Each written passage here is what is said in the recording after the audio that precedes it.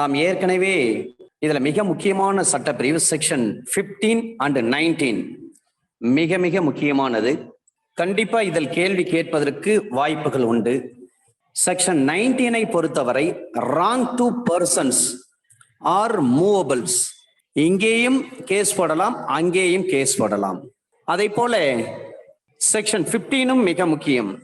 16 19 வரை alternative jurisdiction பற்றி சொல்றாங்க. எனவே section 15 and section 19 very very important. அதை கொஞ்சம் பார்த்துங்க. செக்ஷன் 22 25 வரை டிரான்ஸ்பர் ஆஃப் கேசஸ். பொதுவாக ஒரு கேஸை டிரான்ஸ்பர் பண்றாங்கன்னு சொன்னால் அண்டர் செக்ஷன் 22 and 23, இதுவே ஒரு ஹை கோர்ட் அல்லது ஒரு டிஸ்ட்ரிக்ட் கோர்ட் ஒரு கேஸை டிரான்ஸ்பர் பண்றாங்கன்னு சொன்னாவே அண்டர் செக்ஷன் 24, ஒரு சுப்ரீம் கோர்ட் ஒரு கேஸை ஒரு மாநிலத்திலிருந்து இன்னொரு மாநிலத்திற்கு டிரான்ஸ்பர் பண்றாங்கன்னு சொன்னா அண்டர் செக்ஷன் 25.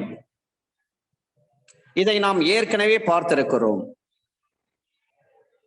செக்ஷன் 22 23 இணைத்து பார்க்கின்ற பொழுது ஒரு அப்பல்லட் கோர்ட்டாக இருக்கும் பட்சத்தில் 3 நபர்கள் வெவ்வேறு மாவட்டங்களில் இருந்து ஒரு தொழில் செய்கின்ற பொழுது, ஒரு பார்ட்னர்ஷிப், அதில் அவர்களுக்குள்ளாக பிரச்சனை ஏற்படுகின்ற பொழுது வழக்கை எங்கே போடுவது? அது ஒரே ஹைகோர்ட்டின் கீழாகத்தான் வரும். எடுத்துக்காட்டு, திருச்சியில ஒரு பிசினஸ்மேன் ஒரு பார்ட்னர், தூத்துக்குடியில் ஒரு பார்ட்னர், செங்கல்பட்டில் ஒரு பார்ட்னர், இவர்கள் 3 பேரும் சேர்ந்து ஒரு பார்ட்னர்ஷிப் ஃபார்ம் உருவாக்கியிருக்காங்க. அதில் ஏதேனும் பிரச்சனைகள் ஏற்படும் பட்சத்தில் இந்த 3 மாவட்டத்தில் எங்கு வேண்டுமானாலும் வழக்கு போடலாம். இது ஜெனரலான விஷயம். இதுவே அப்பீல் போடுறாங்க, 3 மாவட்டத்திலையும் டிஸ்பியூட், எங்க போக முடியும்? ஒரே நீதிமன்றத்துக்கு தான் போக முடியும். அப்ப 3 மாவட்டமும் ஒரு மாநிலத்திற்கு கீழே செயல்படுகின்ற பொழுது அந்த 3 மாவட்டத்தினுடைய ஜூரிஸ்டிக்ஷனை பார்க்கின்ற பொழுது ஒரே ஹைகோர்ட்டின் கீழே தான் வருகிறது. எனவே அந்த 3 பிசினஸ்மேன்களும் சென்னை உயர் நீதிமன்றத்துக்கு தான் அப்பீல் போக வேண்டும். இதுவே வெவ்வேறு ஹைகோர்ட்டாக இருக்கும் பட்சத்தில் இவர்கள் எங்கே செல்வது? அடுத்த கேள்வி. D1 மெட்ராஸ்ல இருக்காரு, D2 கேரளாவில் இருக்காரு. அப்ப இந்த 2 பேரும் வெவ்வேறு மாநிலத்தில் இருக்கின்ற பொழுது எந்த நீதிமன்றத்தில் வழக்கு தாக்கல் செய்வது? At any stage of the case, High Court or District Court தன்னுடைய கோப்பில் உள்ள வழக்கை தனக்கு கீழுள்ள எந்த கோர்ட்டுக்கும் அனுப்பலாம், அல்லது தானாகவே எடுத்தும் விசாரிக்க முடியும். அப்ப டினோவோ ட்ரையலோ அல்லது விட்ட இடத்திலிருந்து தொடரலாம் என்று சொன்னாலும் தொடரலாம். இது எல்லாமே இந்த hands of transferring courts option. ஒரு வழக்கை மாற்றீடு செய்கின்ற அந்த நீதிமன்றத்தினுடைய விருப்பத்தை பொறுத்தது. செக்ஷன் 24 பொறுத்தவரை அப்ப at any stage wherever such an application is to be filed along with affidavit, அந்த வழக்கை டிரான்ஸ்பர் பண்ண முடியும்.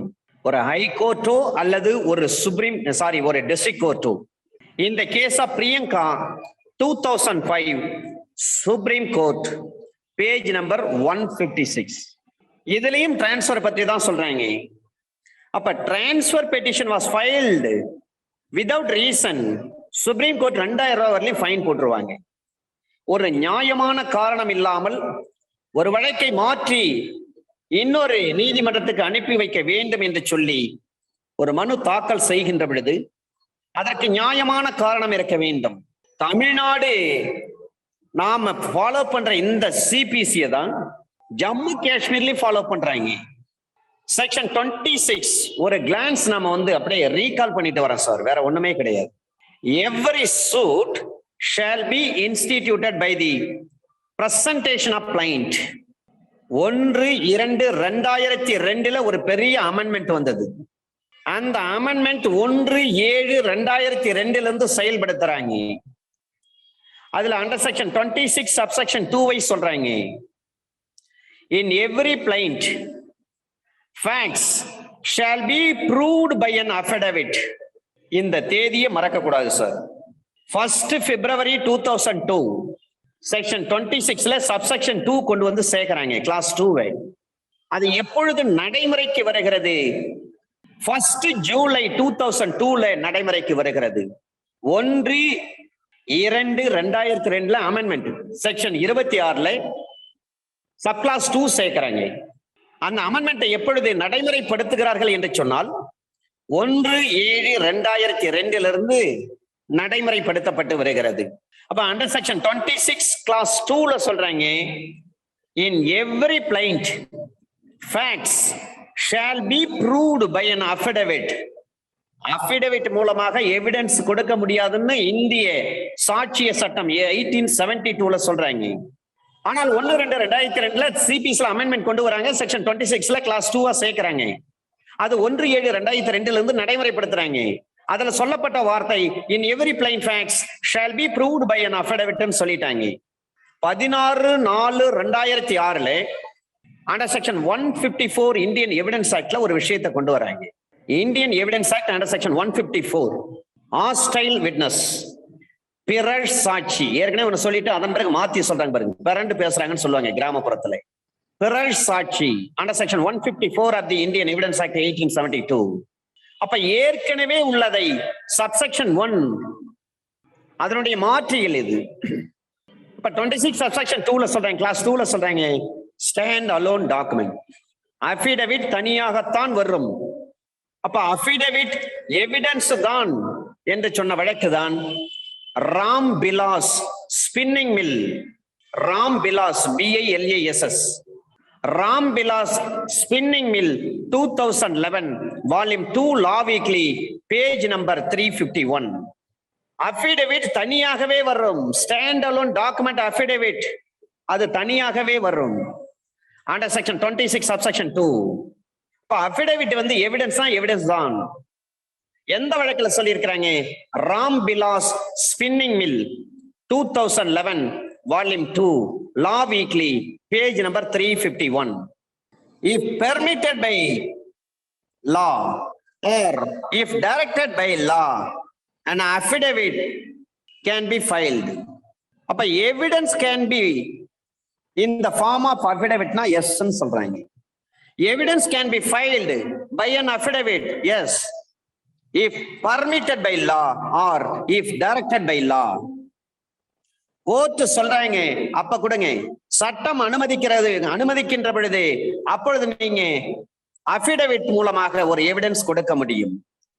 Ram Bilas spinning mill 2011 volume 2 law weekly page number 351.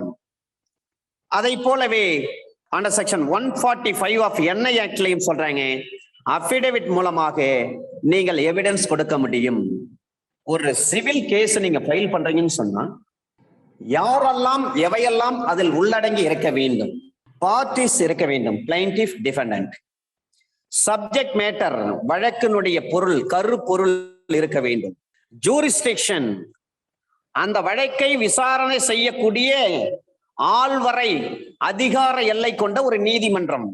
Relief இருக்க வேண்டும், என்ன நிவாரணம் கோரப்படுகிறது அந்த வழக்கில். காஸ் ஆஃப் ஆக்ஷன் இருக்க வேண்டும், இந்த வழக்கிலிருந்து எழக்கூடிய மூலம் என்ன, பிரச்சனை என்ன, வழக்கு மூலம் இருக்க வேண்டும், வழக்கிற்கான காரணம் இருக்க வேண்டும். வழக்கு மூலம் என்றாலும் காரணம் என்றாலும் ஒன்றுதான். A bundle of facts இருக்க வேண்டும் on which the base of the case. அந்த வழக்கினுடைய அடிப்படை அதுதான். இந்த வழக்கிலிருந்து இந்த பிரச்சனைகள் இருக்கிறது, இந்த ஃபேக்ட்ஸ் இருக்கிறது என்று சொல்லி a bundle of facts இருக்க வேண்டும். இதுல பார்ட்டிஸ் சொன்னீங்கன்னா proper parties, necessary parties. Necessary பார்ட்டிஸை பொறுத்தவரை passed a decree in effective. இந்த பார்ட்டிஸை பொறுத்தவரை ஒரு வழக்கு பார்ட்டிஸ்னா யார்? Proper parties, necessary parties. இப்ப நெசசரி பார்ட்டிஸ் என்பவர் past a decree in effective. In the case of Muthukrishnan 2017 volume 2 CWC CWC என்று சொன்னால் current writ cases என்று அர்த்தம். Page number 265. இந்த முத்துகிருஷ்ணன் வழக்குல தான் சொல்றாங்க, there are two types of parties. First one is proper parties, necessary parties. Necessary parties எதற்கு பொருந்துவார்கள் என்று சொன்னால், passed a decree in effective. In the case of Muthukrishnan, 2017, volume 2, CWC, page number 265. Section 27 32 வரை section 27 and 28 ஒரு set of செக்ஷனாக பார்க்க வேண்டும். Section 27 summons to defendant.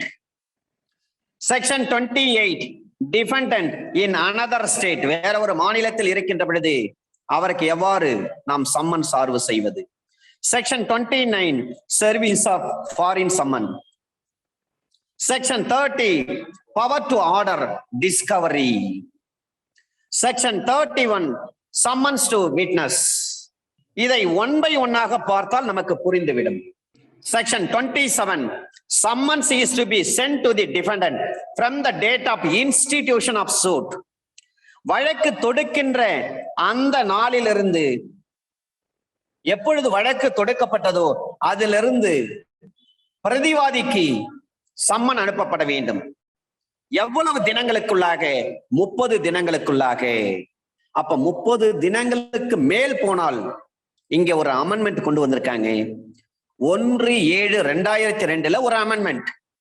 Section 27 சொல்றாங்க, வழக்கு என்னைக்கு நீங்க இன்ஸ்டிடியூட் பண்றீங்களோ அன்றைய தினத்திலிருந்து from the date of institution of the suit, the summon is to be sent to the defendant within 30 days.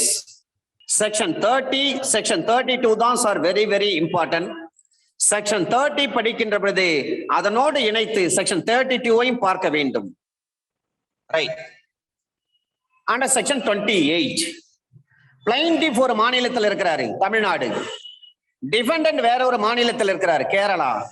அப்ப எந்த ரூலை பயன்படுத்த வேண்டும்? இதுதான் கேள்வி. இந்த கேள்வி மிக முக்கியமான கேள்வி. செக்ஷன் 27 சொல்றாங்க, நீங்க கேஸ் ஃபைல் பண்றீங்கன்னா கேஸ் ஃபைல் பண்ற அந்த தேதியில இருந்து 30 நாட்களுக்குள்ளாக டிஃபெண்டன்ட்டுக்கு சம்மன் அனுப்பிடணும். செக்ஷன் 28 சொல்றாங்க, பிளைன்டிஃப் தமிழ்நாட்டில் இருக்காரு, டிஃபெண்டன்ட் வந்து கேரளாவில் இருக்காரு, சம்மன் எப்படி அனுப்புறது? மெட்ராஸ் ஹைகோர்ட்டுடைய அவங்க உருவாக்கிய ரூல்ஸை பயன்படுத்த வேண்டுமா, அல்லது கேரள நீதிமன்றம் உருவாக்கி இருக்கக்கூடிய ரூல்ஸை பயன்படுத்த வேண்டுமா? சிவில் ரூல்ஸ் ஆஃப் பிராக்டிஸ் அது மெட்ராஸ் ரூல்ல பயன்படுத்தணுமா? ஏன்னா பிளைன்டிஃப் வந்து தமிழ்நாட்டில் இருக்காரு, அவர் தான் கேஸ் போடுறாரு. டிஃபெண்டன்ட் எங்க இருக்காரு? கேரளாவில் இருக்காரு. நாகர்கோயில்ல இருக்கிறவரும் திருவனந்தபுரத்தில் இருக்கிறவரும் இருவரும் சேர்ந்து ஒரு பிசினஸ் பண்றாங்க சார். அதுல ஒரு டிஸ்பியூட் அரைஸ் ஆகுது. உடனே நாகர்கோயில்ல இருக்கக்கூடிய பிளைன்டிஃப் கேஸ் போடுறாரு. கேரளாவில் இருக்கிறாரு டிஃபெண்டன்ட், திருவனந்தபுரத்தில் இருக்கிறார் டிஃபெண்டன்ட். அப்ப கேஸ் போடுறப்ப நம்முடைய தமிழ்நாடு மெட்ராஸ் ஹைகோர்ட் உருவாக்கிய நம்முடைய சிவில் ரூல்ஸ் ஆஃப் பிராக்டிஸ் அந்த ரூலை பயன்படுத்த வேண்டுமா, அல்லது கேரள நீதிமன்றம் அவர்கள் உருவாக்கிய அந்த சிவில் ரூல்ஸ் ஆஃப் பிராக்டிஸ் அதை பயன்படுத்த வேண்டுமா? இதுதான் கேள்வி. பிளைன்டிஃப் தமிழ்நாட்டில் இருந்தாலும் டிஃபெண்டன்ட் எந்த மாநிலத்தில் இருக்கிறாரோ அந்த மாநில உயர் நீதிமன்றத்தால் உருவாக்கப்பட்ட அந்த விதிகளின் அடிப்படையில் தான் அந்த மாநிலத்துல கேரளாவில் இருக்கக்கூடிய சிவில் ரூல்ஸ் ஆஃப் பிராக்டிஸ் இருக்கு பாருங்க, அந்த ரூலை தான் shall be followed, maybe கிடையாது, shall be followed, it is a mandatory provision. இதுதான் செக்ஷன் 28 சொல்றாங்க. இது கேள்வியாக கேட்பதற்கு வாய்ப்புகள் உண்டு. தமிழ்நாட்டை சேர்ந்த ஒருவர் ஆந்திராவை சேர்ந்த ஒருவர் மீது ஒரு சிவில் நீதிமன்றத்தில் வழக்கு தொடுக்கின்ற பொழுது எந்த மாநிலத்தினுடைய ரூல்ஸை ஃபாலோ பண்ண வேண்டும்? செக்ஷன் 28 படி டிஃபெண்டன்ட் எந்த மாநிலமோ அந்த மாநிலத்தினுடைய உயர் நீதிமன்றத்தால் உருவாக்கப்பட்ட அந்த விதிகளின் அடிப்படையில் தான் செயல்பட வேண்டும். அப்ப 1/2/1977 கேரளாவினுடைய அந்த பாஷை நம்மளுக்கு புரியலை, அவங்க பேசுற மொழி நமக்கு புரியவில்லை என்று சொன்னால் டிரான்ஸ்லேஷன் கேன் பி, அப்ப அந்த மொழியை நம்மை மொழிபெயர்ப்பு செய்ய முடியும். Section 29 service of foreign summon, வெளிநாடுகளுக்கு சம்மன் சார்பு செய்வது. அப்ப யார் மூலமாக சம்மன் சார்பு செய்ய முடியும்? அது ஒரு கேள்வி. எம்பசி மூலமாக செய்ய முடியுமா? தூதரகம் இருக்கிறது, அந்த தூதரகத்தின் மூலமாக நாம் சம்மன் சார்பு செய்ய முடியுமா? அல்லது வெளிநாட்டுல இருக்கிறாரு, அவர் எந்த நாட்டுல இருக்காரோ அந்த பகுதியில் இருக்கக்கூடிய அந்த நீதிமன்றத்துக்கு அனுப்பினால் போதுமா? செக்ஷன் 30 படிக்கின்ற பொழுது செக்ஷன் 32வையும் இணைத்து பார்க்க வேண்டும். நான் ஏற்கனவே சொல்லியிருக்கிறேன். ஏனென்று சொன்னால் மிக மிக முக்கியமானது. அதுல கேள்விகள் கேட்பதற்கு வாய்ப்புகள் உண்டு. ஒரு அயல்நாட்டு அழைப்பாணையை சார்பு செய்தல், சர்வீஸ் ஆஃப் ஃபாரின் சம்மன்ஸ். 3 விஷயங்கள் சார்.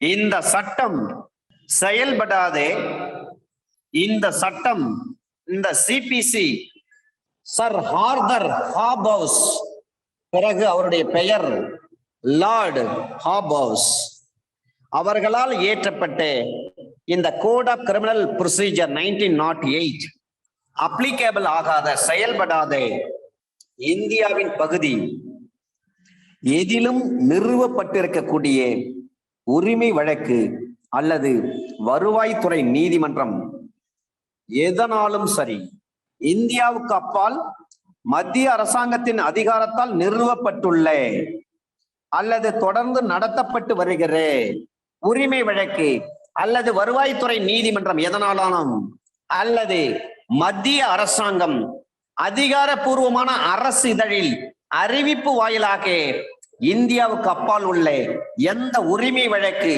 அல்லது வருவாய்த்துறை நீதிமன்றத்துக்கு இந்த பிரிவு பொருந்தும் என அறிவித்திருக்கிறதோ அந்த உரிமை வழக்கு நீதிமன்றம் அல்லது வருவாய்த்துறை நீதிமன்றம் எதனாலும் பிறப்பிக்கப்பட்டுள்ள அந்த அழைப்பாணைகளும் பிற நீதிமுறை கட்டளைகளும் அத்தகைய நீதிமன்றங்களால் பிறப்பிக்கப்பட்ட அழைப்பாணைகளை போன்றே சார்பு செய்யப்படுதல் வேண்டும். இந்திய அரசாங்கத்தினுடைய நேரடி கட்டுப்பாட்டின் கீழ் நிறுவப்பட்டிருக்கக்கூடிய ஒரு நீதிமன்றத்தின் மூலமாக பிறப்பிக்கப்படுகிற ஒரு ப்ராசஸ், ஒரு ஆர்டர், ஒரு சம்மன், அதை போலவே தான் நீங்கள் அயல் நாட்டிற்கும் அழைப்பாணை அனுப்புகின்ற பொழுது அதே வடிவத்தில் தான் இருக்க வேண்டும். Under section 30 power to order discovery and the like, வெளிப்படுத்துதலுக்கும் அது போன்றவைக்கும் கட்டளையிட அதிகாரம். ஒரு குறிப்பிட்ட நிபந்தனைகள் இருக்குது சார். அந்த குறிப்பிட்ட நிபந்தனைகளும் வரையறைகளும் உட்பட்டு ஒரு நீதிமன்றம் எந்த சமயத்திலும் தானாக முற்பட்டு சூமோட்டோ இன்டரோகேட், ஒரு பார்ட்டி இன்னொரு பார்ட்டியிடம் கேட்கலாம். இன்டரோகேட்டரி, ஒரு order how can be passed, எவ்வாறு உத்தரவிட முடியும், for what, எதற்காக. மூன்றாவது, ஒரு அஃபிடவிட், எவ்வாறு ஒரு கோர்ட் அண்டர் செக்ஷன் 13 படி சூமோட்டோவாகவோ அல்லது on application court can be passed. எதற்காக? டை என்ற ஒரு வார்த்தையை நீங்கள் சுருக்கமாக போட்டுக்கொள்ள வேண்டும். DIE. D stands for to admit a document, ஒரு ஆவணத்தை ஏற்றுக்கொள்ள செய்வது. I stands for to answer interrogatories. Order 11ல வருது பாருங்க. அண்டர் செக்ஷன் 75ல வரும். Under section 75 of code of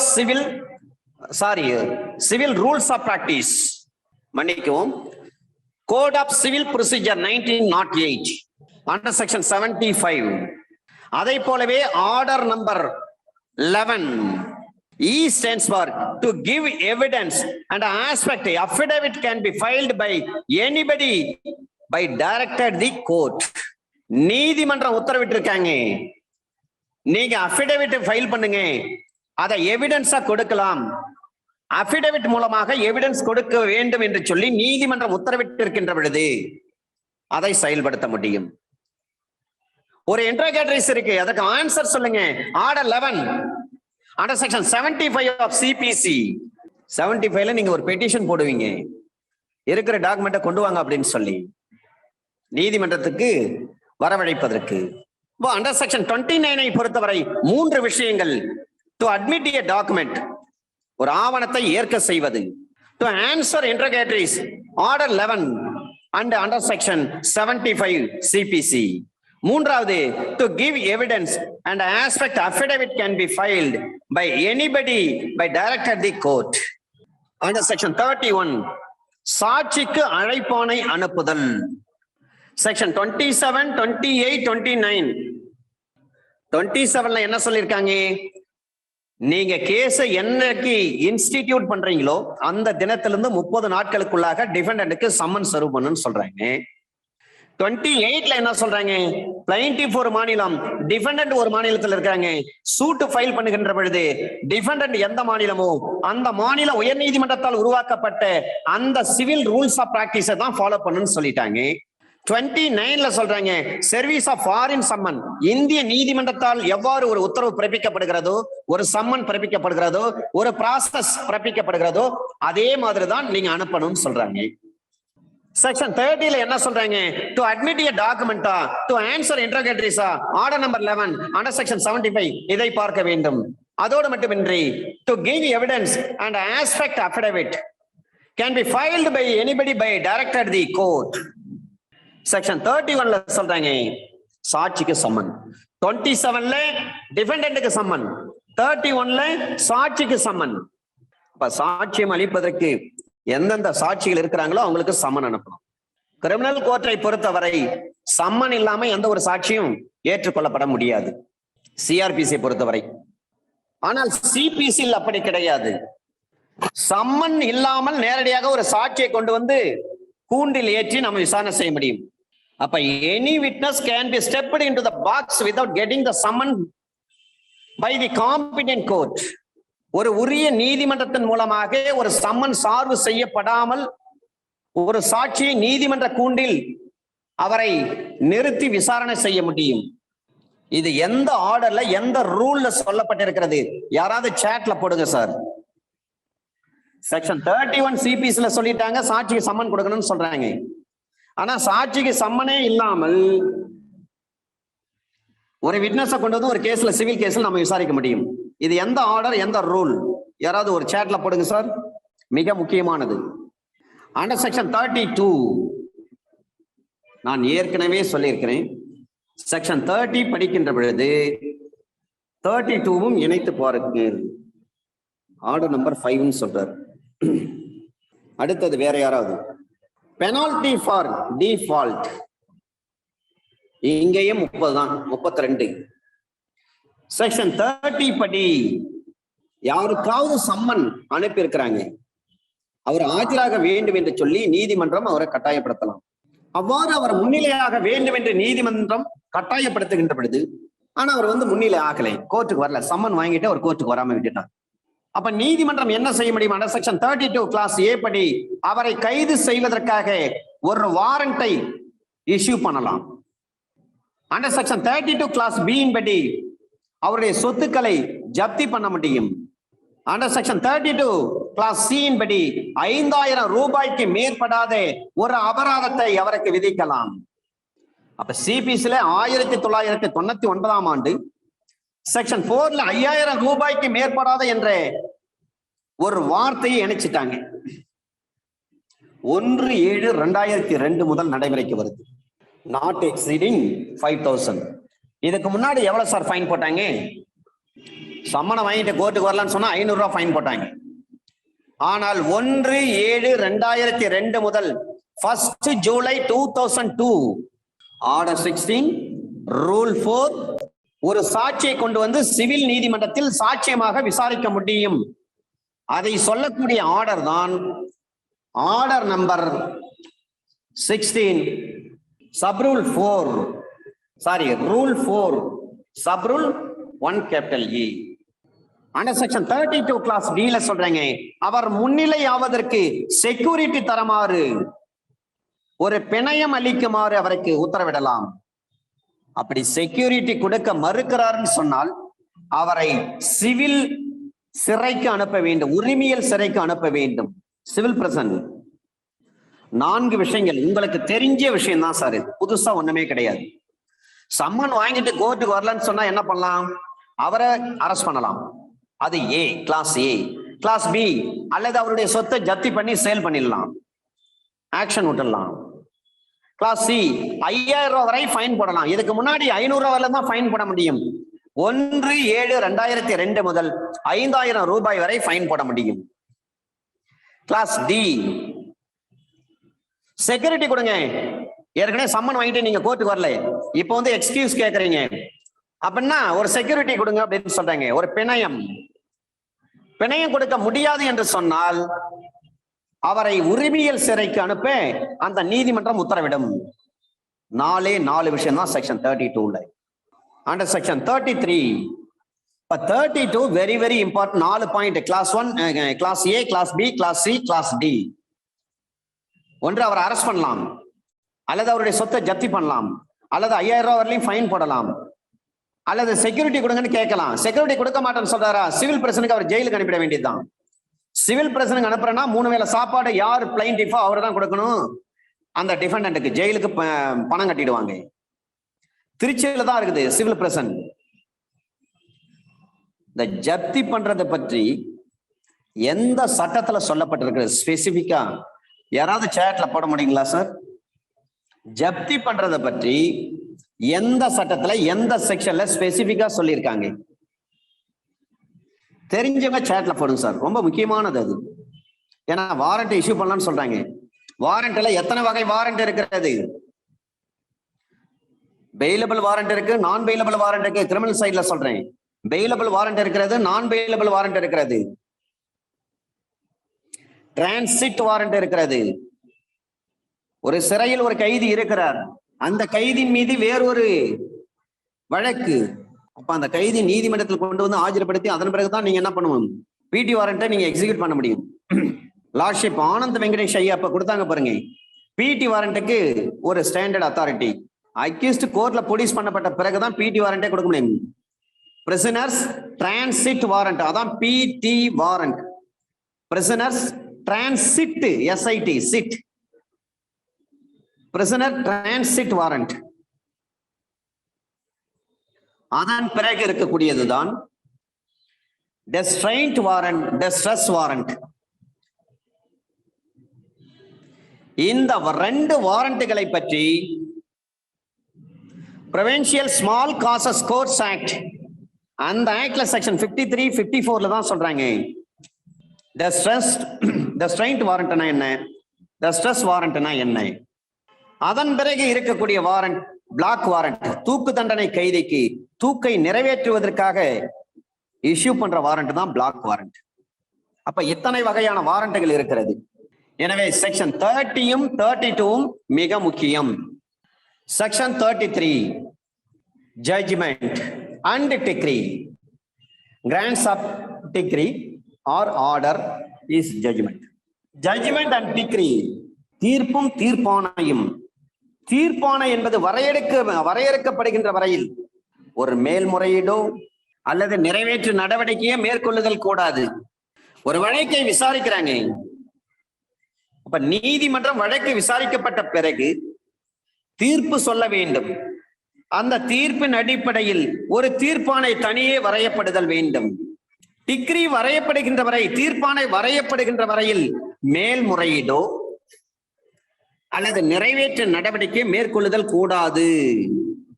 2 வழக்கு அல்லது 2ற்கு மேற்பட்ட வழக்குகள் ஒரு பொதுவான காமன் ஜட்ஜ்மெண்ட் போட்டாகணும். ஒவ்வொரு வழக்கிலும் தீர்ப்பானை தனித்தனியாகத்தான் வரைய வேண்டும். AIR 1965 Manipur page number 24.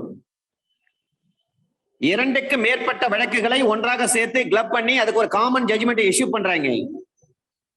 டிக்ரியை பொறுத்தவரை, தீர்ப்பானையை பொறுத்தவரை தனித்தனியாகத்தான் வரையப்பட வேண்டும். AIR 1965 Manipur page number 24.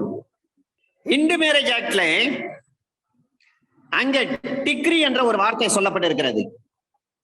தீர்ப்பானை, Hindu திருமண சட்டத்தில் பயன்படுத்தப்பட்ட தீர்ப்பானை என்ற சொல் உரிமையல் விசாரணை முறை சட்டத்தில் பயன்படுத்தப்பட்ட தீர்ப்பானை என்ற சொல்லுக்கு இணையானதா என்று சொன்னால் கிடையாது. இந்து மேரேஜ் ஆக்ட்ல டிக்ரி என்ற வார்த்தை சிபிஸ்ல சொல்லப்பட்ட இந்த டிக்ரி என்ற வார்த்தைக்கு இணையானது கிடையாது. AIR 1969 Punjab, page number 69. AIR 1969 1969 வந்த தீர்ப்பு பஞ்சாப், பேஜ் நம்பர் 69. ஒரு டிகிரியோ ஒரு ஜட்ஜ்மெண்ட்டோ ரொம்ப லேட்டா கொடுக்குறாங்க, அதுக்காக அது பாதிக்கப்படுமா என்று சொன்னால் பாதிக்கப்படாது. ஒரு காலங்கடந்து அளிக்கப்பட்ட ஒரு தீர்ப்புரை அல்லது அந்த தீர்ப்புரையை நீக்கிறவு செய்யறாங்க, அதற்கான காலம் எவ்வளவோ அதற்கான நியாயமான காரணத்தையும் சொல்லப்பட வேண்டும். ஒரு தீர்ப்புரை ஒன்று அதற்கு என்ன எஃபெக்ட் இருக்கிறது?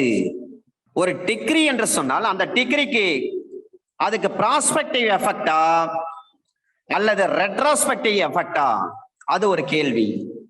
ஒரு டிகிரி என்று சொன்னாலே அதற்கு ரெட்ரோஸ்பெக்டிவ் எஃபெக்ட் உண்டு. முன்மேவு தன்மை. ஜட்ஜ்மெண்ட் இன்னைக்குதான் சொல்றாங்கன்னா இன்னிலிருந்து நடைமுறைக்கு வராது, இதுக்கு முன்னாடி நேற்றிலிருந்து அது நடைமுறைக்கு வரும். நேற்று ஒரு விஷயம் இருந்தாலும் சரி, அது நடைமுறைக்கு வருகிறது. அப்ப டிகிரியை பொறுத்தவரை ரெட்ரோஸ்பெக்டிவ் பவர் உண்டு. 1995 supplement volume 1 SEC page number 271. 1995 volume 1 supplement SEC page number 271. ஒரு டிகிரிக்கு ரெட்ரோஸ்பெக்டிவ் எஃபெக்ட் உண்டு, முன்மேவும் தன்மை உண்டு என்று சொன்ன வழக்கு 1995 supplement volume 1 SEC page number 271. அதை போலவே ஒரு குற்றவியல் நீதிமன்ற தீர்ப்பை உரிமையல் நீதிமன்ற தீர்ப்பு தான் மேலோங்கி நிற்கும். குற்றவியல் நீதிமன்ற தீர்ப்பை ஒரு உரிமையல் நீதிமன்ற தீர்ப்பு மட்டுப்படுத்தும். சிவில் கோர்ட் ஜட்ஜ்மெண்ட்டுக்கு தான் பவர் அதிகம். 1995 வால்யூம் 5 SEC பேஜ் நம்பர் 767. குற்றவியல் நீதிமன்ற தீர்ப்பை உரிமையல் நீதிமன்ற தீர்ப்பு மட்டுப்படுத்தும். அப்படின்னா என்ன அர்த்தம்? சிவில் கோர்ட்ஸுடைய டெசிஷன் தான் will prevail over criminal court. 1995 volume 5 SEC page number 767. இறந்து போனவங்களுக்கு எதிராக ஒரு தீர்ப்பானை செல்லுபடி ஆகும்னா செல்லுபடி ஆகாது. அவரே இறந்துட்டாரு, அவருக்கு எதிர்ப்பா நீங்க ஒரு தீர்ப்பு இது செல்லுபடி ஆகும்னு சொல்ல முடியுமா? செல்லுபடி ஆகாது. 1994 SEC supplement volume 3 page number 314. நிறைய பெஸ்டான வழக்கெல்லாம் இருக்கு சார், நமக்கு போதுமான டைம் கிடையாது. இன்னும் ஒரு சில வழக்கு மட்டும் தெரிஞ்சுக்கலாம். தமிழ்நாடு கூட்டுறவு சங்கங்கள் சட்டம் பிரிவு 90 கீழ் ஒரு முடிவு செய்யப்படும் இசைவு தீர்வு நடைமுறைகளுக்கு அண்டர் செக்ஷன் 30 பொருந்தாது. செக்ஷன் 30க்கான judgment. Section 33, the court shall, after the case has been heard, a court shall pronounce the judgment, and on such judgment a decree shall be followed. ஜட்ஜ்மெண்ட்டுக்கு முரண்பாடு டிகிரி வராது. ஜட்ஜ்மெண்ட்னா என்ன? சிபிஸ்ல தெளிவாக சொல்லப்பட்டிருக்கிறது. Under section 2 subsection 9 judgment, under section 2 subsection 2 decree, a formal expression, a formal expression, அதுதான் decree. Formal expression of a adjudication, அது decree. Under section 2 subsection 2, under section 2 subsection 9 judgment, தீர்ப்பு. ஒரு ஜட்ஜ்மெண்ட்டுக்கு முரண்பாடாக ஒரு டிகிரி வராது. செக்ஷன் 75 மிக மிக முக்கியம் சார். 75, 76, 77, 78 பிளஸ் ஆர்டர் 26 இதெல்லாம் முக்கியம். ஆனா செக்ஷன் 75 பொறுத்தவரை யார் ஒரு கமிஷனை இஷ்யூ பண்ண முடியும், எதன் பேரில் கமிஷன் இஷ்யூ பண்ணலாம், எதற்காக கமிஷன் இஷ்யூ பண்ணலாம், ஏன் சிபிஸ்ல அதை கொண்டு வந்தார்கள், மிக முக்கியமானது. Now we are moving on under section 34, interest. ஒரு வட்டி பணம் செலுத்துவதற்காக தீர்ப்பாணை ஒன்று பிறப்பிக்கப்பட்டிருக்கின்ற பொழுது தீர்ப்பு சொல்லப்பட்ட அசல் தொகைக்கு வழக்கு தொடுக்கப்பட்ட தேதியிலிருந்து தீர்ப்பான தேதி வரை எந்த வீதத்தில் வட்டி கொடுக்க வேண்டும். அப்ப நியாயமான வட்டி ஏனென்று சொன்னால் எக்ஸார்பிட்டன்ட் இன்ட்ரெஸ்ட் ஆக்ட்னு ஒரு ஆக்ட் இருக்கு. தமிழ்நாடு சிறு சட்டங்களில் இருக்கிறது. அப்ப மைனர் ஆக்ட், தமிழ்நாடு மைனர் ஆக்ட்ல எக்ஸார்பிட்டன்ட் இன்ட்ரெஸ்ட் ஆக்ட் ஒரு ஆக்ட் இருக்கு. அந்த எக்ஸார்பிட்டன்ட் இன்ட்ரெஸ்ட் ஆக்ட் என்று சொன்னால் கந்து வட்டி சட்டம், அதாவது வரம்பி கந்த சட்டம், வரம்பி கந்த வட்டி வசூலித்தல் தடை சட்டம். வரம்பு கடந்து நீங்க வட்டி வசூல் பண்ணாதீங்க, அதுக்கு தடை சொல்லுகின்ற அந்த சட்டம். அதான் கந்து வட்டி சட்டம்னு சுருக்கமா சொல்றோம். அந்த சட்டத்துல என்ன சொல்றாங்கன்னா 7% மேல வசூல் பண்ணாதீங்க. அந்த சட்டத்துல சொல்றது. இன்னொரு இடத்துல சொல்றாங்க அதுல இருக்கிறது தான் நீங்க எடுத்து கந்து வட்டி சட்டத்துக்கும் பயன்படுத்திக்கணும்னு சொல்றாங்க. மணி லெண்டர்ஸ் ஆக்ட் இருக்கு. மணி லெண்டர்ஸ் ஆக்ட்ல தெளிவா சொல்றாங்க 7% தான் வசூல் பண்ணணும். இப்ப விவசாய பொருள்னா என்ன? பணம் செலுத்துவதற்கான பேமெண்ட் ஆஃப் மணி வழக்கில் வழக்கு தாக்கல் செய்யப்படுவதற்கு முன்பு அசல் தொகைக்கு செலுத்தப்பட வேண்டிய வட்டி தொகையோடு வழக்கு தாக்கல் செய்யப்பட்ட அந்த தேதியிலிருந்து தீர்ப்பாணை பிறப்பிக்கப்படும். 125 மாதிரி தான், செக்ஷன் 24 மாதிரி தான். Section 24 Hindu marriage act 1955, section 125 of code of criminal procedure 1973 மாதிரி தான். ஃப்ரம் த டேட் ஆஃப் ஃபைலிங்ல இருந்து தான் மெயின்டெனன்ஸ்க்கு உத்தரவு போடுறாங்க. அதே போல வட்டி எவ்வாறு வசூல் செய்வது, வட்டி எவ்வாறு நிர்ணயம் செய்வது, அதை பொறுத்தவரை அந்த வழக்கு தாக்கல் செய்யப்படுவதற்கு முன்னாடி, அதற்கு முன்பாகவோ அல்லது அந்த தொகைக்கு செலுத்தப்பட வேண்டிய வட்டி தொகையுடன் வழக்கு தாக்கல் செய்யப்பட்ட தேதியிலிருந்து தீர்ப்பாணை பிறப்பிக்கப்பட வரும் தேதியில் நியாயம் என கருதும் ஒரு குறிப்பிட்ட சதவீத வட்டியை அந்த வட்டி தொகையை செலுத்த வேண்டும். அதன் பிறகு ஒரு தீர்ப்பாணை, ஒரு டிகிரி அந்த தேதியிலிருந்து அந்த தொகை வசூலிக்கின்ற வரையில் அந்த தொகைக்கு வருடத்துக்கு 6% வட்டியை தரணும். பேமெண்ட் ஆஃப் மணி ஒரு கமர்ஷியல் டிரான்சாக்சன் செய்யப்பட்டதாக இருக்கின்ற பொழுது தீர்ப்பான தொகை அந்த டிகிரி அமௌண்டை வசூலிக்கப்படும் வரையில் வட்டி தொகையை ஆண்டு ஒன்றுக்கு எவ்வளவு சதவீதம் என்பதனை அப்பலட் கோர்ட், ஹையர் ஃபாரம் தீர்மானிப்பாங்க. சில பேர் மாசம் மாசம் சம்பளத்துல கூட வட்டியை பிடிச்சிக்கலாம் சார். வழக்கு தாக்கல் செய்யப்படுவதற்கு முன்பாக நீங்க வட்டி கேட்கறீங்கன்னு சொன்னா உங்களுக்குள்ள உடன்பாடு இருந்திருக்க வேண்டும். பிளைன்டிஃபுக்கும் டிஃபெண்டன்ட்டுக்கு இடையில் உடன்பாடு இருந்திருக்க வேண்டும். அல்லது வர்த்தக ரீதியாக வழக்கப்படி கேட்டிருக்க வேண்டும், அல்லது சட்ட பிரிவுகளின்படி கேட்டிருக்க வேண்டும், அல்லது வட்டி சட்டத்தின்படி கேட்டிருக்க வேண்டும். கேஸ் ஃபைல் பண்றதுக்கு முன்னாடி தேதியிலிருந்து எனக்கு வட்டி கொடுங்கன்னு சொன்னீங்கன்னா உங்களுக்குள்ள ஒரு அக்ரிமெண்ட் இருந்திருக்கணும். அல்லது இது வழக்கமான விஷயம் சொல்லப்பட்டிருக்க வேண்டும், அல்லது சட்டம் இப்படி சொல்கிறது, அதன் வாயிலாக நாங்க இந்த கேஸ் ஃபைல் பண்ற இன்ஸ்டிடியூட் பண்றதுக்கு முன்னாடி இருந்து வட்டி வேணும் அப்படின்னு சொல்லி நீங்க கேட்டிருக்கணும். 2003 வால்யூம் 3 SCC பேஜ் நம்பர் 148 இந்த கேஸ்ல தான் சொல்றாங்க அந்த வழக்கு தாக்கல் செய்யப்படுவதற்கு முன்பாக உங்களுக்கு வட்டி வேண்டும் என்று சொன்னால் அந்த வட்டி தொகை கேட்பதை ஒரு உடன்படிக்கைப்படி கேட்க வேண்டும், முதல் பாயிண்ட். அல்லது வர்த்தக வழக்கப்படி கேட்டிருக்க வேண்டும். பிசினஸ் பண்றப்ப இது வழக்கமான விஷயம் தாங்க, கேஸ் போறதுக்கு முன்னாடி இருந்தா வட்டி கொடுக்கணும்னு சொல்லப்பட்டிருக்க வேண்டும். அல்லது சட்ட பிரிவுகளின்படி கேட்க வேண்டும், அல்லது வட்டி சட்டத்தின்படிதான் கேட்க வேண்டும். இதற்கான தீர்ப்பு 2003 வால்யூம் 3 SCC பேஜ் நம்பர் 148. இதே விஷயத்தை AIR 1966 supreme court page number 275 இந்த வழக்கிலும் சொல்றாங்க. உங்களுக்குள்ள பிளைன்டிஃப்க்கும் டிபெண்டன்ட்டுக்கும் ஏற்கனவே அக்ரிமெண்ட் இருக்கணும். அக்ரிமெண்ட் இருந்திருக்க வேண்டும், கேஸ் போறதுக்கு முன்னாடி இருந்து வட்டி கொடுக்கணும்னு சொல்லிட்டு. அல்லது ஒரு பிசினஸ் வழக்கப்படி இருந்திருக்க வேண்டும், ஒரு உடன்படிக்கையின்படியோ அல்லது வர்த்தக வழக்கப்படியோ அல்லது சட்ட பிரிவுகளின்படியோ அல்லது வட்டி சட்டத்தின்படியோ கேஸ் போறதுக்கு முன்னாடி இருந்து எனக்கு வட்டி கொடுக்கணும்னு சொல்லி கேட்டிருக்க வேண்டும். AIR 1966 supreme court page number 275. இன்னொரு விஷயத்தையும் சொல்றாங்க. செக்ஷன் 34 படி வழக்கு தாக்கல் செய்யப்பட்டதிலிருந்து தீர்ப்பாணை பகரப்படுகின்ற வரையில் வழங்குவதற்கு உத்தரவிடுவது என்பது நீதிபதியினுடைய விருப்பத்தை பொறுத்தது. UK bank Pondicherry versus MRS lucky and company இந்த வழக்கில தான் சொல்றாங்க வழக்கு தாக்கல் செய்யப்பட்டதிலிருந்து தீர்ப்பானை பகரப்படுகின்ற வரையில் வட்டி வழங்குவதற்கு உத்தரவிடுவது என்பது நீதிபதியினுடைய விருப்பத்தை பொறுத்தது. Discretionary power of the judge.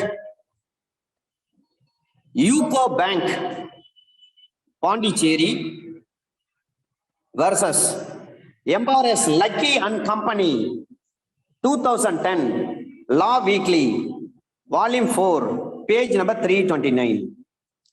2010 Volume 4 Law Weekly page number 329. Yuko Bank Pondicherry versus MRS Lucky and Company. In our best on a case, the chairman TNEB, Tamil Nadu Electricity Board, Chennai. The chairman TNEB versus Bhagiyavati and others. The chairman TNEB na Tamil Nadu Electricity Board, Tamil Nadu Minsara Variyam versus R. Bhagiyavati and others. 2010, Volume 1, MLJ, page number 1159. இதே case சிடிசில report ஆயிருக்கு. 2010 volume 1 CDC page number 33. இந்த வழக்கில் என்ன சொல்றாங்கன்னா, ஒரு degree pass பண்ணிட்டாங்க.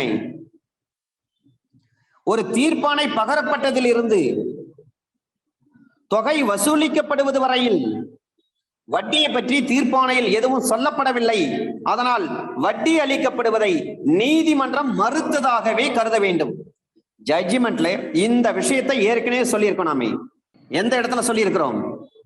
ரெஜுடிகேட்டாவில் நம்ம பார்த்திருக்கிறோம் சார். எக்ஸ்பிளனேஷன் 1 2 3 4 5 6 7 ரெஜுடிகேட்டால ஒரு இடத்துல சொல்லியிருக்காங்க பாருங்க. தீர்ப்புல நீங்க கேட்ட பிரேயர் குறிப்பிடப்படவில்லை என்று சொன்னால் அதை நீதிமன்றம் அந்த நிவாரணத்தை கொடுக்க மறுத்து விட்டது என்றுதான் அர்த்தம். ஆனா செக்ஷன் 11 ரெஜுடிகேட்டா எக்ஸ்பிளனேஷன் 5ல சொல்லியிருக்காங்க பாருங்க. ஒரு சொல்லாத ரெமெடி இஸ் ரிஜெக்ஷன் என்றுதான் அர்த்தம். ஜட்ஜ்மெண்ட்ல ஒரு ரெமெடி சொல்ல அப்படின்னா என்ன அர்த்தம்? உங்களுடைய பிரேயர் நீங்க கேட்டிருக்கீங்க, அந்த பிரேயருக்கு தீர்ப்பிலேயோ தீர்ப்பானையிலோ எதுவுமே சொல்லலன்னு சொன்னால் அந்த ரெமெடி இஸ் ரிஜெக்ஷன் என்று அர்த்தம். எக்ஸ்பிளனேஷன் 5 ஆனா செக்ஷன் 11 ஆஃப் சிபிசி அதே விஷயத்தான். இந்த the chairman Tamil Nadu electricity board Chennai TNEB Chennai versus R பாக்கியவதி and others 2010 MLJ volume 1 page number 1159. இதே கேஸ் சிடிசிலையும் ரிப்போர்ட் ஆயிருக்கு. 2010 வால்யூம் 1 சிடிசி பேஜ் நம்பர் 33. இதுல என்ன சொல்றாங்கன்னா, தீர்ப்பானை பகரப்பட்டதிலிருந்து தொகை வசூலிக்கப்படுவது வரையில் வட்டியை பற்றி தீர்ப்பானையில் எதுவும் சொல்லப்படவில்லை என்று சொன்னால் வட்டி அளிக்கப்படுவதை நீதிமன்றம் மறுத்ததாகவே கருத வேண்டும். வட்டிக்காக தனியா ஒரு வழக்கு போட முடியாது. ஜட்ஜ்மெண்ட்ல டிகிரியில எனக்கு வட்டி கொடுப்பதை பற்றி எதுவுமே சொல்லல, அதனால வட்டிக்காக வசூல் பண்ண வேண்டும் என்பதற்காக தனியா நான் ஒரு சூட்டு போட முடியுமா? போட முடியாது. அப்ப ரெஜுடிகேட்டால சொல்றாங்க பாருங்க, செக்ஷன் 11ல எக்ஸ்பிளனேஷன் 5ல சொல்லப்பட்ட வார்த்தை தான் இங்க தீர்ப்பா சொல்லியிருக்காங்க. அதை போல செக்ஷன் 34 எந்தெந்த கேஸுக்கு பொருந்தாது? செக்ஷன் 34 பொறுத்தவரை உரிமையில் விசாரணை முறை சட்டம் பிரிவு 34 மார்க்கேஜுக்கு பொருந்தா சார். அடமான வழக்குகளுக்கு பொருந்தாது. வட்டி எதுக்கு பொருந்தாதுங்க? அடமானம் வச்சிருக்காங்கன்னா அது சம்பந்தமான வழக்குகளுக்கு பொருந்தாது. இதே ஒரு மீன்ஸ் ப்ராஃபிட் இருக்கிறது 212. மீன்ஸ் ப்ராஃபிட் பொறுத்தவரை இடைக்கால வருமானத்திற்கான வட்டியை எப்படி நிர்ணயம் செய்வது? ஏன்னா வருங்கால நீதிபதிகளாக ஆகக்கூடிய நீங்கள் மீன்ஸ் ப்ராஃபிட்டுக்கு வட்டி எப்படி நம்ம நிர்ணயம் பண்ணணும்? இயர்லி பேசிஸில் தான், ஆண்டு வருமானத்தின் ஆண்டு அடிப்படையில் தான் வட்டியை நிர்ணயம் செய்ய வேண்டும். 2000 volume 1 page number SCC page number 497. Means ப்ராஃபிட்டுக்கு வட்டியை எவ்வாறு நிர்ணயம் செய்வது? மீன்ஸ் ப்ராஃபிட்டை பொறுத்தவரை வருஷத்துக்கு ஒரு முறை, அப்படிதான் மாசம் மாசம் வட்டியெல்லாம் நிர்ணயம் பண்ண முடியாது. இயர்லி பேசிஸில் தான் வட்டியை நிர்ணயம் செய்ய முடியும். இடைக்கால வருமானத்திற்கான, அதாவது மீன்ஸ் ப்ராஃபிட்டை பொறுத்தவரை, are we going to fixing the interest for that? Yearly basis தான் interest can be calculated. 2004 volume 1 SEC page number 497. ரொம்ப இன்ட்ரெஸ்டான இன்னொரு கேஸ்ல சார், ஒரு வட்டி கொடுக்க சொல்லி கோர்ட் உத்தரவு போட்டாங்க. அப்ப வட்டியை அளிப்பதில் காலதாமதம் ஏற்படுத்தும் பொழுது அந்த வட்டிக்கு வட்டி கொடுக்க முடியுமா? வட்டிக்கு வட்டி போட்டா அது நியாயமா? தாராளமா வட்டிக்கு வட்டி போடலாம், சுப்ரீம் கோர்ட் சொல்லிட்டாங்க. வட்டியை அளிப்பதில் காலதாமதம் ஏற்படுத்தும் பொழுது வட்டிக்கு வட்டி கொடுத்தல் வேண்டும். 2004 வால்யூம் 2 SEC பேஜ் நம்பர் 801 801. வட்டி கொடுக்கறது லேட் பண்றாரு, அப்ப அந்த வட்டிக்கு வட்டி போடலாமா? போடலாம். 2004 வால்யூம் 2 SEC பேஜ் நம்பர் 801. சரி, ஒரு வழக்கு போட்டிருக்காங்க சார், ஒரு கெட் பேக் த மணி, பணத்தை திரும்ப பெறுவதற்கான ஒரு வழக்கு. அந்த வழக்கு ஒரு வர்த்தக நடவடிக்கையிலிருந்து எழுந்ததல்ல, ஐ மீன் பிசினஸ்ல இருந்து வரல, இது சாதாரணமான வழக்கு தான். அதனால இந்த வழக்குக்கு இடையிலான பெண்டன்டே லிட்டே என்று சொல்லக்கூடிய அந்த வழக்கு பெண்டிங்ல இருக்குது. அப்ப வட்டி மட்டும் எதிர்கால வட்டியே எத்தனை சதவீதம் வரை நிர்ணயம் செய்ய முடியும்? 6% வரை தான் நிர்ணயம் செய்ய முடியும், அதுக்கு மேல நிர்ணயம் செய்யக்கூடாது. சரிங்க, ஒரு மணி சூட்டு இபி கோர்ட்ல கேஸ போட்டீங்க. அப்ப எக்ஸிகியூட்டிவ் கோர்ட் ஒரு காம்பவுண்ட் இன்ட்ரெஸ்ட் உத்தரவிட முடியுமா? ஒரு கூட்டு வட்டிக்கு உத்தரவிட முடியுமா என்றால் முடியாது. AIR 2004 Jharkhand page number 29. ஒரு எக்ஸிகியூட்டிவ் கோர்ட் வந்து ஒரு காம்பவுண்ட் இன்ட்ரெஸ்டுக்கு போடவே முடியாது, கூட்டு வட்டிக்கு உத்தரவு போட முடியாது. AIR 2004 Jharkhand page number 29. ஒரு தொகையை திரும்ப பெறுவதற்கான வழக்கு, அதனுடைய காஸ் ஆஃப் ஆக்ஷன் வழக்கு மூலம் எழுந்த தேதியிலிருந்து வட்டிக்கு உத்தரவிடுவது சரியானதாக இருக்கும். காஸ் ஆஃப் ஆக்ஷன் எப்போ அரைஸ் ஆகுதோ அதுல இருந்து தான் வட்டி போடணும். AIR 2004 NOC notes of case அர்த்தம், NOC பேஜ் நம்பர் 151. நாம ஏற்கனவே பார்த்திருக்கிறோம், சுப்ரீம் கோர்ட் சொல்லியிருக்கிறாங்க வட்டியை கொடுக்கிறப்ப காலதாமதம் ஏற்படுது, அதனால வட்டிக்கு வட்டி போடலாம் அப்படின்னு 2004 சுப்ரீம் கோர்ட் சொல்லிட்டாங்க. 2004 வால்யூம் 2 SEC பேஜ் நம்பர் 801. 2002 கல்கத்தானுடைய டிவிஷன் பெஞ்ச் சொல்றாங்க வட்டிக்கு வட்டி போடுறது அது தப்பு அப்படின்னு சொல்றாங்க. எந்த செக்ஷன்ல நீங்க வட்டி கேட்க முடியும்? மோட்டார் வாகன சட்டம் அண்டர் செக்ஷன் 171 தான் நீங்க வட்டி கேட்க முடியும். சிபிஸ்ல செக்ஷன் 34 வட்டி கேட்க முடியும். எல்ஐசில பாலிசி போட்டிருக்கீங்க, நீங்க எல்ஐசி கிட்ட இருந்து வட்டி கேட்க முடியுமா? தாராளமா கேட்க முடியும். AIR 1990 supreme court page number 185. AIR 1990 supreme court page number 185. வட்டியை வந்து அசல் இருந்து கணக்கிட வேண்டுமே தவிர வட்டியிலிருந்து கணக்கிடக்கூடாது. மார்ட்கேஜ் உள்ள அடமான வழக்குகள் சம்பந்தமாக செக்ஷன் 35 பொருந்தாதுன்னு சொல்லியிருக்கிறேன். இதேதான் ஆர்டர் 34 ரூல் 11 சொல்றாங்க. இங்க செக்ஷன் 34 வட்டி, அங்க அடமான வழக்கு, அங்க ஆர்டர் 34 ரூல் 11. ஒரு பேங்க் லாக்கர்ல ஒரு பொருள் வச்சிருக்காங்க, அப்ப அந்த லாக்கர்ல இருந்து அந்த நகையெல்லாம் காணாமல் போயிடுச்சு. அதனால அந்த நகையின் மதிப்புக்கும் மற்றும் அந்த தொகைக்கு 12% வட்டிக்கு வழக்கு தாக்கல் செய்ய முடியும் சொல்றாங்க. பேங்க் லாக்கர்ல நம்ம என்ன பண்ணுவோம்? நம்முடைய கோல்டு ஒர்னமெண்ட்ஸ் கொண்டு போயிட்டு அங்க வைப்போம், பத்திரமா இருக்குன்னு சொல்லி. அங்கே காணாம போயிடுச்சு. காணாம போன பொருளுக்கு நஷ்டீடு கொடுக்குறாங்க, அதுக்கு வட்டி வந்து 12% வரலை நிர்ணயம் செய்ய முடியும். இப்போ வட்டி சட்டம் இருக்கிறது, இன்ட்ரெஸ்ட் ஆக்ட், அதுல செக்ஷன் 5 படி சிபிஸ்ல செக்ஷன் 34 ஒரு ஆர்பிட்ரேட்டருக்கு பொருந்துமானா பொருந்தும், இசைவு தீர்ப்பாளருக்கும் பொருந்தும். அப்ப இசைவு இல்லாமல் நிலுவையில் உள்ளவைகளுக்கு வட்டி வழங்க உத்தரவிடுவதுடன் எதிர்கால வட்டிக்கும் உத்தரவிட உரிமை உண்டு. இன்ட்ரெஸ்ட் ஆக்ட் செக்ஷன் 5 படி, சிபிசி அண்டர் செக்ஷன் 34 படி ஒரு ஆர்பிட்ரேட்டருக்கும் இது பொருந்தும். 1999 1999 வால்யூம் 7 SEC பேஜ் நம்பர் 339. நிறைய கேஸ்லாஸ் இருக்கு சார். அடுத்த சட்டப்பிரிவுக்கு நம்ம போயிடலாம். ஏன்னா அந்த வட்டி உத்தரவு பொறுத்தவரை அசல் தொகைக்காக மட்டும்தான் இருக்கணும். அப்ப அசல் தொகை மற்றும் வட்டி தொகை ஆகிய இரண்டுக்கும் சேர்த்து வட்டி இருக்கக்கூடாது. அசல் அமௌண்ட் என்ன, அதுக்கு மட்டும்தான் வட்டி போடணும். அசல் தொகைக்கும் வட்டி தொகைக்கும் சேர்த்து வட்டி போடக்கூடாது. அப்ப நீதிமன்றம் 6% மேல் வட்டிக்கு உத்தரவிடுதல் கூடாது. KC Pradhan versus Arunkumar Datta. KC Pradhan versus Arunkumar Datta, AIR 2008 Orissa, page number 109. AIR 2008 Orissa, page number 109. வழக்கு தாக்கல் செய்யப்பட்ட தேதியிலிருந்து தீர்ப்பாணை வழங்கப்படுகின்ற தேதி வரையிலும் மற்றும் தீர்ப்பாணை தேதியிலிருந்து தொகை வசூலிக்கப்படுகின்ற தேதி வரையிலும் வட்டிக்கான உத்தரவை வழங்க நீதிமன்றத்துக்கு அதிகாரம் உண்டு.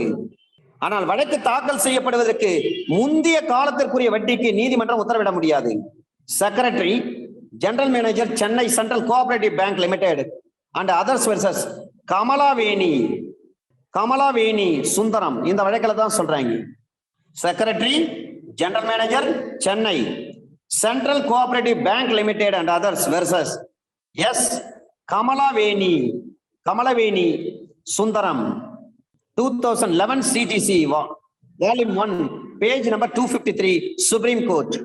சில பேர் ஃப்ரெண்ட்லியா பணம் கொடுப்பாங்க, பிறகு அந்த பணத்தை திருப்பி கொடுக்கலன்னு சொல்லி கேஸ் போடுவாங்க. அதுக்கு வட்டி கொடுங்க அப்படின்னு சொன்னாங்கன்னா அது வட்டி தர முடியுமா? முடியாது. நட்பு ரீதியில வட்டி தொடர்பாக எந்த ஒரு நிபந்தனையும் விதிக்காமல் கடன் கொடுத்திருந்தால் அதற்கு வட்டி போட முடியாது. இந்த வட்டி கூட்டு வட்டியை பொறுத்தவரை கான்ட்ராக்ட் ஆக்ட்ல section 72, Tamil Nadu court fees and suit valuation act படி செக்ஷன் 22, கான்ட்ராக்ட் ஆக்ட்ல செக்ஷன் 72 சொல்றாங்க. Tamil Nadu court fees and suit valuation act, Tamil Nadu நீதிமன்ற கட்டணங்கள் மற்றும் வழக்குகள் மதிப்பீட்டு சட்டம் 1055 பிரிவு 22 வட்டி பற்றி பேசுறாங்க. கான்ட்ராக்ட் ஆக்ட்ல அண்டர் செக்ஷன் 72, டிஎன்சிஎஃப் ஆக்ட்ல Tamil Nadu court fees and suit valuation act under section 22 சொல்றாங்க. அண்டர் செக்ஷன் 35 செலவு தொகைகள், வட்டியை பார்த்துட்டோம். இப்ப செலவு என்ன? செக்ஷன் 35 காஸ்ட், ஒரு விதிக்கப்படக்கூடிய நிபந்தனைகளுக்கும் வரையறைகளுக்கும் மற்றும் அவ்வப்பொழுது நடைமுறையில் இருக்கக்கூடிய சட்ட வகை முறைகளுக்கும் உட்பட்டு ஒரு உரிமையியல் வழக்குகளில் வழக்கு செலவு தொகைகள் பற்றி நீதிமன்றத்தினுடைய விருப்பப்படிதான் இருக்க வேண்டும். அப்ப நீதிமன்றமானது யாரால் எந்த சொத்தை கொண்டு எந்த அளவுக்கு அந்த தொகை செலவு தொகையில் செலுத்தப்பட வேண்டும் என்று சொல்லி நிர்ணயம் செய்வதற்கும் இந்த நோக்கங்களுக்கு அவசியமாக இருக்கின்றது அல்லது எல்லா உத்தரவுகளையும் பிறப்பிப்பதற்கு நீதிமன்றத்துக்கு முழு அதிகாரம் உண்டு. உரிமை வழக்கை பொறுத்தவரை அந்த நீதிமன்றத்தினுடைய அதிகார வரம்பு இல்லை என்ற சங்கதியானது அந்த அதிகாரங்களை செலுத்துவதற்கு தடையாக இருக்காது. உரிமை வழக்கு, உரிமையியல் விசாரணை முறை வழக்கை பொறுத்தவரை விசாரணை செய்ய அந்த நீதிமன்றத்துக்கு அதிகார வரம்பு இல்லை என்ற சங்கதியானது அத்தகைய அதிகாரங்களை செலுத்துவதற்கு தடையாக இருக்காது. அண்டர் செக்ஷன் 35 சப்செக்ஷன் 2 சொல்றாங்க, செலவு தொகை முடிவு வழி அது முடிவு வழி நிற்றல் கூடாது என்று நீதிமன்றம் உத்தரவிடும் போது அந்த நீதிமன்றம் அதற்கான காரணங்களை எழுத்து மூலம் உரைக்க வேண்டும். அப்ப வழக்கு செலவுக்காக உத்தரவிடுகின்ற பொழுது வழக்கில் யார் வெற்றி பெற்றிருக்கிறார்களோ, யார் அதை சக்சீட் பண்ண பார்ட்டியோ, அதனால் ஆதாயம் அடையும்படி செய்யக்கூடாது. பொதுவாக நீதிமன்றத்துக்கு எதிராக வழக்கு செலவு தொகைக்கு உத்தரவிடுவதில்லை. ஜெனரலா வழக்கு செலவு தொகையை பொறுத்து யார் என்ன சூழ்நிலையில் கொடுக்க வேண்டும் என்பதற்கு உத்தரவிட வேண்டும். 1964 சொல்றாங்க, பொதுவா நீதிமன்றத்துக்கு எதிராக வழக்கு செலவு தொகைக்கு உத்தரவிட கிடையாது. வழக்கு செலவு தொகையை பொறுத்து யார் என்ன சூழ்நிலையில் கொடுக்க வேண்டும் என்பதற்கு உத்தரவிட வேண்டும். வாதி வழக்கில் வெற்றி பெற்றிருந்தாலும் தனது மோசடியான நடவடிக்கையால் அந்த வழக்கில் வெற்றி பெற்றிருக்கின்ற பொழுது வழக்கு செலவு தொகைக்கும் சரி வட்டிக்கும் சரி உத்தரவிட முடியாது. அந்த வழக்கில் வெற்றி பெற்றவர் வழக்கில் செலவிட்ட தொகையை ஈடு செய்யும் வகையில் வழக்கு செலவு தொகைக்கு உத்தரவிட வேண்டும். காலதாமதமாக மன்னிப்புக்கு வழக்கு செலவு தொகையை செலுத்துவதற்கு வழக்கறிஞர் போராட்டம் நடத்துறாங்களே, இது எல்லாம் ஒரு காரணமே கிடையாது. கண்டோனேஷன் ஆஃப் டிலே பெட்டிஷன் போடுறீங்க செக்ஷன் 5ல லிமிடேஷன் ஆக்ட்ல. அப்ப அந்த காலதாமதத்தை மன்னிக்கிறதுக்கு ஒரு காஸ்ட் போடுறாங்க. இல்லைங்க வக்கீல்லாம் போராட்டம் நடத்துறாங்க, அதனாலதான் என்னால வந்து சரியான டைம்ல நான் வந்து பெட்டிஷன் ஃபைல் பண்ண முடியல அப்படின்னு சொல்லி ஒரு டிஃபென்ஸை நீங்க எடுக்காதீங்க. நீதிமன்ற நடவடிக்கையை தவறாக பயன்படுத்தியதால் அரசு அதிகாரிகள் தனிப்பட்ட முறையில் தமது சொந்த பணத்தை செலவு தொகையாக அளிக்க வேண்டும் என உத்தரவிட வேண்டும். சுப்ரீம் கோர்ட் கொடுத்த தீர்ப்பு இது. வழக்கை எதிர்த்து நடத்தாத எதிர் மனுதாரருக்கு எதிராகவும் வழக்கு செலவு தொகைக்கு உத்தரவிடலாம். 1993 volume 4 SCC page number 216 case போட்டிருக்காங்க. டிஃபெண்டன்ட் வந்து கேஸ் நடத்தாம விட்டுட்டாரு, அதுக்கு காஸ்ட் போடலாமா? தாராளமா போடலாம். 1993 volume 4 SCC page number 216 specific performance suit போடுறீங்க, ஏற்றதை ஆற்றுக பரிகாரம் கேட்கறீங்க. அதுல இந்த ஒப்பந்தம் எடுத்தவருக்கு இழப்பு ஏதேனும் ஏற்பட்டு இருந்தால் அதற்கு நஷ்டீடு வழங்க உத்தரவிட முடியும். பேஜ் நம்பர் 217 இதுக்கு ஏகப்பட்ட நீங்க காஸ்ட் கேட்க முடியுமா? அதுக்கு உத்தரவு போட முடியுமா? கோர்ட்டு போட முடியாது. 1976 கர்நாடகா பேஜ் நம்பர் 21 சொல்றாங்க, ஒரு பார்ட்டிஷன் சூட்டு பாகப்பிரிவினை வழக்கை எதிர்த்து வழக்கு நடத்தாத போது அதில் வழக்கு செலவு தொகைக்கு உத்தரவிட முடியாது. AIR 1962 Patna page number 300 under section 35 capital A பொய்யான அல்லது அலைகழிக்கும் கோரிக்கைகள் அல்லது எதிர்வாதங்கள் சம்பந்தமாக ஒரு நஷ்டஈட்டு செலவு தொகைகள் காம்பன்சேட்டரி காஸ்ட், ஒரு compensatory cost in respect of false or vexatious claims or defenses. கோர்ட்ல கேஸ் போடுறீங்கன்னு சொன்னா நியாயமான காரணம் இருக்கணும். சும்மா வேணுமனே டிராகன் ஆன் ப்ரொசீட் பண்ணணும், ஒரு வெக்ஸேஷியஸா ஒரு பெட்டிஷன் போடணும், வேகா போடணும் அல்லது ஃபால்ஸா போடணும், ஒரு ஃபால்ஸான டிஃபென்ஸ் நீங்க எடுக்கிறீங்க. இதனால கால தாமதம் எதிர்பார்ட்டிக்கு மன ரீதியாக நீங்கள் மிகப்பெரிய தாமதத்தை ஏற்படுத்துறீங்க, உளைச்சலை ஏற்படுத்துறீங்க, ஹார்மை ஏற்படுத்துறீங்க. அந்த மாதிரி இருக்கவே கூடாது.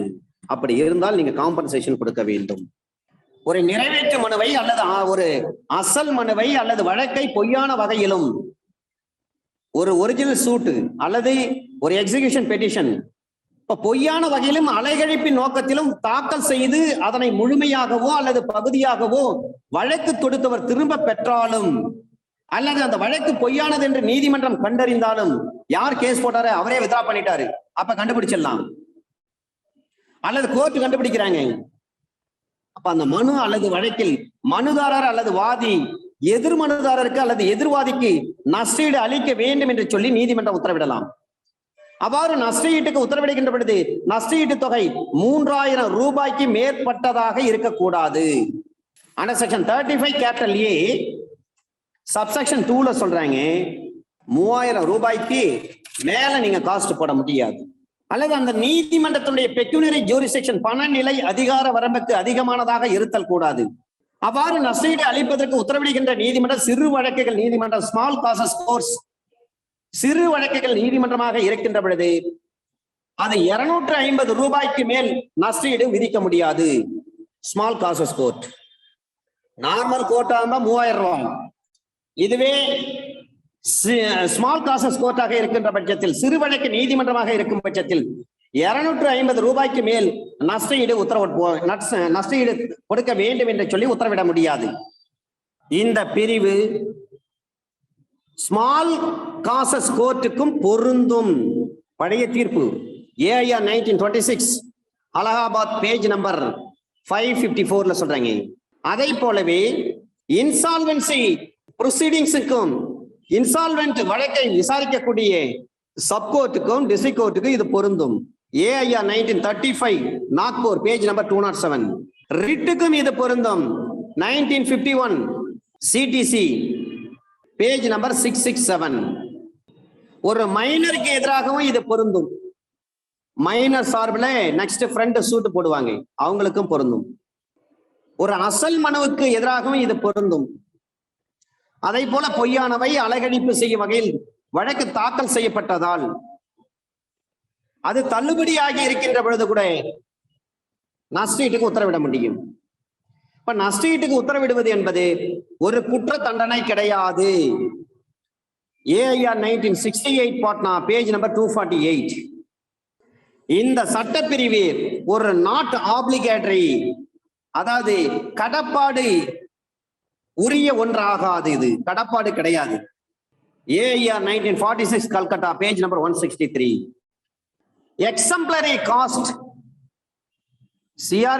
CPC பொறுத்தவரை நிர்ணயிக்கப்பட்ட எச்சரிக்கை தொகை எக்ஸம்ப்ளரி காஸ்ட் 2001 அதை மட்டுப்படுத்துவானா? மட்டுப்படுத்தாது. ஆனால் உயர் நீதிமன்றம் நீதி பேராணை அதிகார வரம்பில் ரிட் ஜூரிஸ்டிக்ஷன் எச்சரிப்பு தொகைக்கும் தண்ட தொகைக்கும் எக்ஸம்ப்ளரி அண்ட் புனிட்டிவ் காஸ்டுக்கும் உத்தரவிட முடியும்.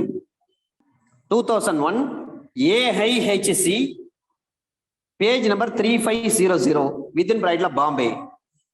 ஒரு எக்ஸிகியூட்டிவ் கோர்ட்ல ஒரு ஜேடி இருக்கார், தீர்ப்பு கடனாளி. அந்த ஜட்ஜ்மெண்ட் டெட்டார் என்று சொல்லக்கூடிய தீர்ப்பு கடனாளி ஒரு நிறைவேற்று மனு நடவடிக்கை 10 ஆண்டுகள் இழுத்தடித்தார். அதனால அந்த ஜட்ஜ்மெண்ட் டெட்டாருக்கு 3000 ரூபாய் காஸ்ட் போட்டிருக்காங்க. AIR 2001 Andhra Pradesh page number 465. ஒரு மின்சார மீட்டர் நின்று போனது வீட்டுல, மின்சார வாரியம் தொகை கேட்கிறாங்க. அந்த மின்சார வாரியம் தொகை கேட்டமைக்கு எதிராக ஒரு நீதி பேராணை மனு, அந்த நீதி பேராணை மனு தாக்கல் செய்யப்பட்டது. அதுல மின்சார வாரியம் தனது அதிகாரி மூலமாக ஒரு அபிடவிட் தாக்கல் பண்றாங்க. மின்சார வாரியத்தால் தொகை கேட்கப்பட்டது. அந்த அபிடவிட்ல பொய்யான விஷயம் சொல்லப்பட்டிருக்கிறது. அப்ப தமிழ்நாடு எலக்ட்ரிசிட்டி போர்டுக்கு ஆந்திரா எலக்ட்ரிசிட்டி போர்டுக்கு உச்ச நீதிமன்றம் காஸ்ட் வழங்கிட்டாங்க, காஸ்ட் இம்போஸ் பண்ணிட்டாங்க. ஒரு அரசாங்கத்தினுடைய கட்டுப்பாட்டில் இருந்து செயல்படக்கூடிய ஒரு எலக்ட்ரிசிட்டி போர்டே கோர்ட்ல ஒரு பொய்யான காரணங்கள் சொல்லி ஒரு அபிடவிட் போட்டிருக்கீங்க. எனவே பாதிக்கப்பட்ட அந்த கன்சியூமருக்கு நீங்கள் நஷ்டஈடு கொடுக்க வேண்டும் என்று சொல்லி உச்ச நீதிமன்றம் கொடுத்த தீர்ப்பு AIR 1997 Andhra Pradesh page number 279.